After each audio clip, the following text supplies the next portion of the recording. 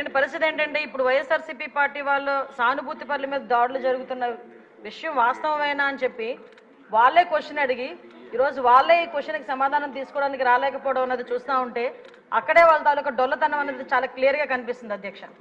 ఎందుకంటే అధ్యక్ష ఉత్తరాంధ్రలోని ఒక సామెత ఉంటుంది అధ్యక్ష, అది ఇక్కడ చెప్పొచ్చో చెప్పకూడదో తెలియదు కానీ తప్పైతే క్షమించండి, తప్పైతే రికార్డులను తొలగించండి, తప్పు కాకపోతే మాత్రం ఉంచండి అధ్యక్ష.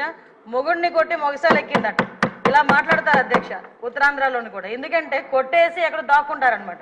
వీళ్ళ పరిస్థితి ఎలా ఉందంటే అధికారం కోల్పోయి 11 సీట్లకే పరిమితం అయినప్పటికీ కూడా తిరిగి వచ్చి టీడీపీ కార్యకర్తల మీదే దౌర్జన్యాలు చేసి టీడీపీ కార్యకర్తలని చంపి మళ్ళా పైగా వాళ్ళ మీద ఏవో దాడులు జరిగిపోతున్నాయి, వాళ్ళ తాలూకా వాళ్ళు ఎవరు చంపేస్తున్నారని చెప్పి ఇక్కడెక్కడా ప్లేస్ లేనట్టుగా ధర్నా చేయడానికి ఢిల్లీ నడివీధుల్లోకి వెళ్ళి కూర్చొని మేము ధర్నా చేస్తామన్నా 11 మందితో వెళ్ళి కూర్చొని ధర్నా చేయడం అన్నది చూస్తూ ఉంటే చాలా విడ్డూరంగా అనిపిస్తుంది అధ్యక్ష.